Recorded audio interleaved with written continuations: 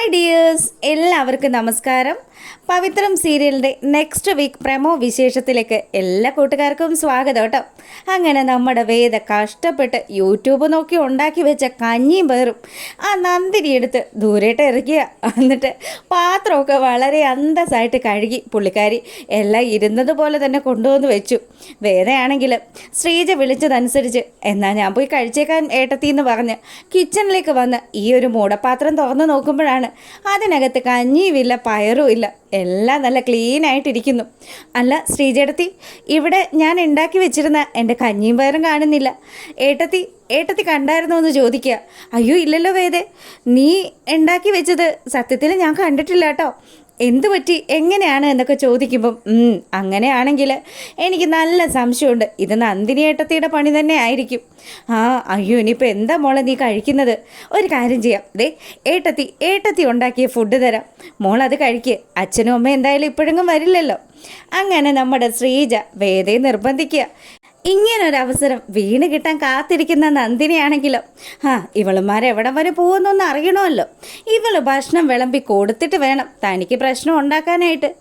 അങ്ങനെ നമ്മുടെ ശ്രീജ വളരെ സ്നേഹത്തോടു കൂടി വേദയെ നിർബന്ധിക്കുന്ന സമയത്ത് എന്നാൽ ശരി ഏട്ടത്തി, ഇനി ഇതിൻ്റെ പേരിൽ എന്തെങ്കിലും പ്രശ്നം ഉണ്ടാവുമോ? ഒരു പ്രശ്നം ഉണ്ടാവില്ല മോളെ. അച്ഛനും അമ്മയും എന്തായാലും ആ ഫംഗ്ഷൻ നടക്കുന്ന സ്ഥലത്ത് നിന്ന് ഭക്ഷണം കഴിച്ചിട്ടല്ലേ വരുള്ളൂ. പിന്നെ വിക്രം, അവൻ്റെ കാര്യമൊന്നും പറയാൻ പറ്റില്ല മോളെ. നീ ഇവിടെ ഇരിക്കുക, ഏട്ടത്തി നിനക്ക് വിളമ്പിത്തരാം, നീ ഈ വീട്ടിലൊരു അംഗമല്ലേ എന്നൊക്കെ പറഞ്ഞ് വളരെ സ്നേഹത്തോടു കൂടി ശ്രീജ നമ്മുടെ വേദയ്ക്ക് ഫുഡ് വിളമ്പി കൊടുത്തുകൊണ്ടിരിക്കുക. അപ്പോഴാണ് നമ്മുടെ നന്ദിനി അങ്ങ് ചാടി വീഴുന്നത്. അതെ ശ്രീജേടത്തി, ഏട്ടത്തി കാണിക്കുന്നതൊക്കെ ശരിയാണെന്ന് തോന്നുന്നുണ്ടോ? ഈ വീട്ടിൽ നമ്മുടെ അച്ഛൻ്റെ വാക്കിന് എന്തെങ്കിലും ഒരു വില ഏട്ടത്തി കൊടുക്കുന്നുണ്ടോ? അതുകൊണ്ടല്ലേ ഏട്ടത്തി ഇങ്ങനെയൊക്കെ ചെയ്യുന്നത്?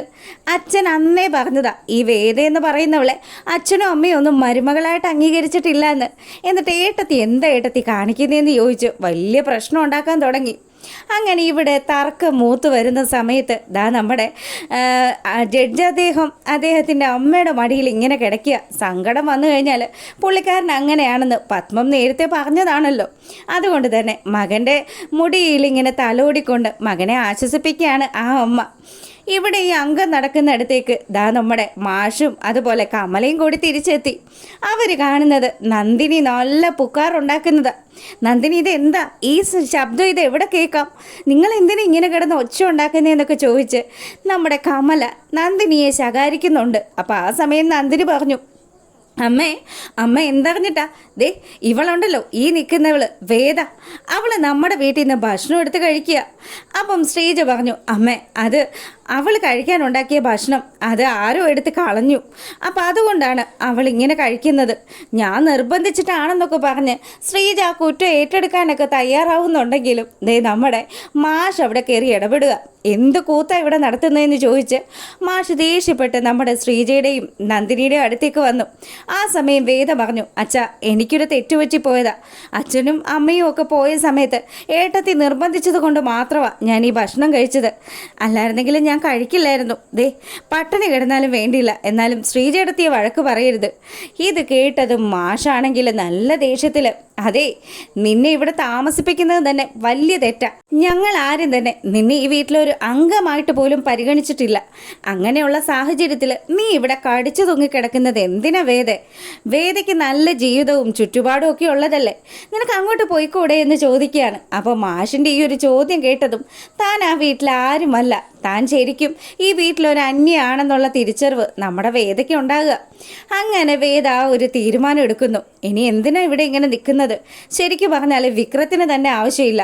വിക്രം ആണെങ്കിൽ തന്നെ ഒരു വേതാളത്തിനെ പോലെയാണല്ലോ കണക്കാക്കുന്നത്. അങ്ങനെ അവൾ ആലോചിച്ച് കഴിഞ്ഞപ്പോൾ മാഷിനോട് പറഞ്ഞു, ഞാൻ കാരണം ഈ വീട്ടിലൊരു പ്രശ്നം ഉണ്ടാവരുത്. ഇന്ന് മുതൽ ഞാൻ ഈ വീട്ടിലുണ്ടാവില്ല. എന്ന് നിങ്ങളെല്ലാവരും ഈ വീട്ടിലെ മരുമകളായിട്ട് എന്നെ അംഗീകരിക്കുന്നോ അന്ന് മാത്രമേ ഈ വേദ തിരിച്ചു വരുള്ളൂ എന്ന് പറഞ്ഞ് ആ രാത്രി തന്നെ നമ്മുടെ വേദ ആ വീടിൻ്റെ പടി ഇറങ്ങുക. നേരെ ജഡ്ജിയുടെ വീട്ടിലെത്തിയ വേദയാണെങ്കിലോ വളരെ സങ്കടത്തോടു കൂടിയാണ് ചെന്ന് കയറുന്നത്. പക്ഷെ വേദ വന്ന ആ ഒരു സന്തോഷത്തിൽ ആ വീട്ടിലുള്ള എല്ലാവരും അവരാഗ്രഹിച്ചിരുന്നത് പോലെ അവരുടെ വീട്ടിലെ മകള് അവൾ തിരിച്ചെത്തിയ ആ ഒരു സന്തോഷത്തിൽ അച്ഛൻ ഓടിച്ചെന്ന് മോളെ കെട്ടിപ്പിടിച്ചു. എന്നിട്ട് പറഞ്ഞു, മോളെ എനിക്ക് ഒരുപാട് സന്തോഷമായി. നീ ഇന്നല്ലെങ്കിൽ നാളെ ഇങ്ങോട്ട് തന്നെ മടങ്ങി വരുമെന്ന് അച്ഛൻ അറിയായിരുന്നു. അച്ഛ, ഞാൻ വന്നത് വേറൊരു കാര്യം കൂടി ഉണ്ടച്ച. അച്ഛൻ്റെ പിറന്നാളാണല്ലോ. എൻ്റെ അച്ഛൻ്റെ പിറന്നാൾ ഞാനായിരുന്നു എപ്പോഴും മുന്നിട്ട് നിന്ന് നടത്തിക്കൊണ്ടിരുന്നത്. അതുകൊണ്ട് തന്നെ ഈ കൊല്ലവും അച്ഛൻ്റെ കൂടെ ഇവിടെ അച്ഛൻ്റെ പിറന്നാൾ ദിവസം ഉണ്ടാവണമെന്ന് ഞാൻ ആഗ്രഹിച്ചു. അപ്പം ഇവള് വന്ന സന്തോഷത്തിൽ നമ്മുടെ ശ്രീകാന്തും അതുപോലെ വർഷയും കൂടി ഭയങ്കര കാര്യത്തിന് സംസാരിക്കുക. എന്തായാലും നമ്മൾ ആഗ്രഹിച്ചതുപോലെ നന്ദിനി വേദയെ പുറത്ത് ചാടിച്ചല്ലോ. എന്തായാലും ഇച്ചിരി പൈസ മുടങ്ങിയെങ്കിലും നമ്മൾ ആഗ്രഹിച്ച പോലെ കാര്യങ്ങൾ നടന്നല്ലോ. ഇനി നമുക്ക് സമാധാനമായിട്ടിരിക്കാം. അവളെ പതുക്കെ പറഞ്ഞു മനസ്സിലാക്കി ദർശനമായിട്ടുള്ള വിവാഹം നടത്താം. അങ്ങനെ ഇവർ കാൽക്കുലേറ്റ് ചെയ്തുകൊണ്ട് നിൽക്കുക. ഈ സമയമാണെങ്കിൽ അച്ഛൻ്റെ പിറന്നാൾ ആഘോഷങ്ങളൊക്കെ വളരെ ഗംഭീരമായിട്ട് നടത്താനുള്ള ചില ഒരുക്കങ്ങളൊക്കെ നമ്മുടെ വേദയും നടത്തുകയാണ്. വേദ പോയി കഴിഞ്ഞതും വിക്രത്തിന് നല്ല സങ്കടമായിട്ടോ. വിക്രത്തിൻ്റെ ആ ഒരു മനസ്സൊക്കെ ശരിക്കും പറഞ്ഞാൽ അവൻ ആ പുറമേ കാണുന്ന ആ ഒരു ധൈര്യം മാത്രമേ ഉള്ളൂ. വേദ അവിടെ ഉണ്ടായിരുന്ന സമയത്ത് വേദയോട് ദേഷ്യമൊക്കെ കാണിക്കുന്നുണ്ടെങ്കിലും വിക്രത്തിൻ്റെ മനസ്സിൽ എവിടെയോ നമ്മുടെ വേദയോട് ഒരു ചെറിയ താല്പര്യം തോന്നി തുടങ്ങിയിരുന്നു. അതുകൊണ്ട് തന്നെ അവൻ അങ്ങനെ സങ്കടപ്പെട്ടിരിക്കുമ്പോഴാണ് അവൻ്റെ ആ ഒരു രാഷ്ട്രീയ നേതാവ് വിളിക്കുന്നത്. അപ്പോൾ പുള്ളിക്കാരൻ വിളിച്ചതും, അതെ എന്താ അവിടെ എന്തൊക്കെയോ പ്രശ്നം ഉണ്ടായെന്നൊക്കെ അറിഞ്ഞല്ലോ, വേദ പിണങ്ങി വീട്ടിൽ പോയെന്നൊക്കെയാണ് ആണല്ലോ അറിഞ്ഞത്. എന്താ വിക്രം, ഇതൊക്കെ ഉള്ളതാണോ? അത് സാറേ, അങ്ങനെ ഒരു സംഭവം ഉണ്ടായി. അച്ഛനും അവളും തമ്മിൽ ചില പ്രശ്നങ്ങളൊക്കെ ഉണ്ടായി. പിന്നെ ഞാനായിട്ട് അവളെ തടഞ്ഞു നിർത്താനും നോക്കിയില്ല. അവളെൻ്റെ തലയിൽ നിന്ന് ഒഴിഞ്ഞു പോകണമെന്നാണ് എൻ്റെ പ്രാർത്ഥന. എന്തായാലും ആ ഒരു കാര്യം നടന്നു കിട്ടിയല്ലോ സാറേ. നീ എന്തൊക്കെയാ വിക്രം ഈ പറയുന്നത്? നമ്മൾ നമ്മുടെ ഈ പ്രോഗ്രസീവ് പാർട്ടിക്ക് വേണ്ടിയിട്ട് ഇങ്ങനെ ഒരു നോട്ടീസും ഫ്ലെക്സും ഒക്കെ അടിച്ചിറക്കിയിട്ട് നീ നിൻ്റെ ഭാര്യയും തമ്മിൽ തെറ്റിപ്പിരിഞ്ഞെന്ന് നാട്ടുകാർ പറഞ്ഞാൽ അറിയാലോ, എനിക്കാണ് അതിൻ്റെ നാണക്കേട്. അതുകൊണ്ട് നീ എൻ്റെ രാഷ്ട്രീയമാനം കാത്തു രക്ഷിക്കാൻ വേണ്ടിയിട്ട് എന്തെങ്കിലും ചെയ്തേ പറ്റുള്ളൂ. അവളുടെ കാല് പിടിച്ചിട്ടാണെങ്കിലും നമ്മൾ അറേഞ്ച് ചെയ്യുന്ന ഫംഗ്ഷനിൽ വേദ പങ്കെടുത്തിരിക്കണം. നിന്നോട് ഞാൻ മുന്നേയും പറഞ്ഞു, ആ ഒരു പരിപാടിയിൽ അവൾ പങ്കെടുക്കുന്നതിനോടൊപ്പം മറ്റു ചില ഗുണങ്ങൾ നമുക്കുണ്ടാകുമെന്ന് കൂടി ശ്രീനിവാസൻ സാറ് വിക്രത്തിനെ ഓർമ്മപ്പെടുത്തുകയാണ്. അങ്ങനെ നമ്മുടെ വിക്രത്തിന് ഗത്യന്തരമില്ല. എന്ത് ചെയ്യും? അപ്പറയാണെങ്കിൽ രാധ പിന്നാലെ നടന്ന് ശല്യം ചെയ്തുകൊണ്ടിരിക്കുക. ഇവിടെ ആണെങ്കിൽ വേദ താൻ വിളിക്കാതെ തിരികെ ഈ വീട്ടിലേക്ക് വരില്ല എന്ന് ശപഥം ചെയ്തിരിക്കുക. അപ്പോൾ എന്ത് ചെയ്യണം, എങ്ങനെ ആയിരിക്കണമെന്നൊക്കെ ആലോചിച്ച് നിൽക്കുമ്പം കമല വന്നു നമ്മുടെ വിക്രത്തിൻ്റെ അടുത്ത് വന്നിട്ട് പറഞ്ഞു, മോനെ, ആ കുട്ടി നിന്നെ എത്രമാത്രം സ്നേഹിക്കുന്നുണ്ട്.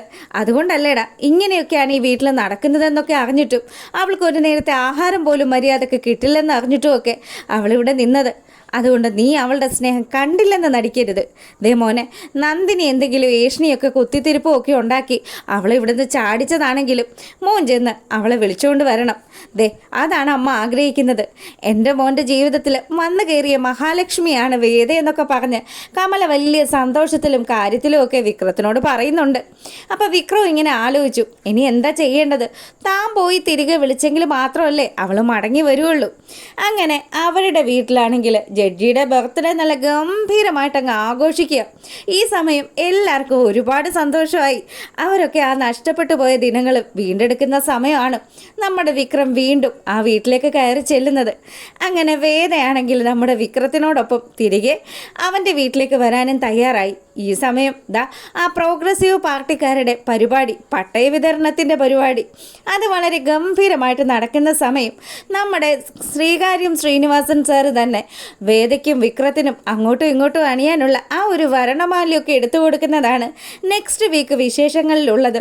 അപ്പം എന്തായാലും നമ്മുടെ രാധയും നന്ദിനിയും ഒക്കെ ഈ കാഴ്ച കണ്ടിട്ട് ദേഷ്യത്തോടു കൂടി നിൽക്കുമ്പം അവിടെ ശ്രീജയും കമലയും ഒക്കെ ഈ കാര്യം കണ്ട് സന്തോഷത്തോടു കൂടി നിൽക്കുകയാണ്. മനസ്സുകൊണ്ടാണെങ്കിലും അങ്ങോട്ടും ഇങ്ങോട്ടും ഒക്കെ അടിയിടുന്ന ആൾക്കാരാണെങ്കിലും നമ്മുടെ വേദയുടെ മനസ്സിൽ ഇപ്പോൾ ഒരു ചെറിയ ലഡുവൊക്കെ പൊട്ടിയിരിക്കുകയാണ്. അപ്പം ഇത്തരത്തിലുള്ള ഗംഭീരമായിട്ടുള്ള വിശേഷമാണ് ഇനി ഈ വരുന്ന ആഴ്ചയിൽ സംഭവിക്കാനുള്ളത്. അപ്പം നിങ്ങൾക്ക് ഇഷ്ടമായിട്ടുണ്ടെങ്കിൽ എപ്പോഴും പറയുന്നത് പോലെ തന്നെ ലൈക്ക് ചെയ്യണേ. അപ്പം സബ്സ്ക്രൈബ് ചെയ്യാത്തവരൊക്കെ സബ്സ്ക്രൈബ് ചെയ്യണം. അപ്പോൾ ഓക്കെ, ഗുഡ് നൈറ്റ്.